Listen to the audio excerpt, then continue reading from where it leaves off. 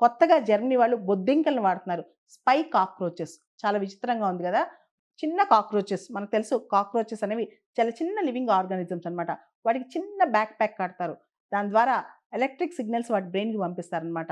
అంటే రిమోట్ ప్లేసెస్‌కి ఎవరు మనుషులు వెళ్ళలేని ప్లేసెస్‌కి ఈ కాక్రోచెస్ చాలా ప్రీ డిఫైన్డ్ అంటే వీళ్ళు డిఫైన్ చేసి లేదా వీళ్ళు సిగ్నల్‌తో కమ్యూనికేట్ చేస్తూ ఒక ఏరియాకి పంపించి అక్కడి నుంచి కమ్యూనికేషన్ తీసుకొస్తా ఉంటారనమాట. సో, స్పై కాక్రోచెస్ అనమాట. ఈ కాక్రోచెస్ బ్రెయిన్‌లో ఎలక్ట్రిక్ సిగ్నల్స్ పంపిస్తారు. కాక్రోచెస్‌కి చిన్న బ్యాక్ ప్యాక్ పెడతారనమాట.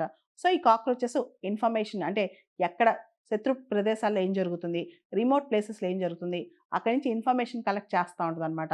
వీటితో పాటు రకరకాల యానిమల్స్, ఇతర జీవుల ద్వారా ఇన్‌స్పైర్ అయ్యి కూడా కొన్ని defence technologies, advanced defence technologies తయారవుతున్నాయి. ఉదాహరణకి రీసెంట్‌గా మనం చూసాం డ్రోన్ టెక్నాలజీ. Swarm drones. అంటే మస్కిటోస్‌తో ఇన్‌స్పైర్ అయ్యి ఈ డ్రోన్స్ అదే మోడల్‌లో తయారయ్యాయన్నమాట. చిన్న చిన్న గ్రాస్ హాపర్స్ వీటితో కూడా ఇన్‌స్పైర్ అవుతాయి కొన్ని కొన్ని టెక్నాలజీస్.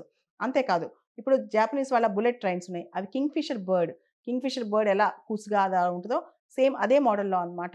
రీసెంట్‌గా మనం చూసాం బీ-2 బాంబర్స్. ఇవి పెరిగ్రిన్ ఫాల్కన్ ఈ పక్షి ద్వారా ఇన్‌స్పైర్ అయినాయన్నమాట.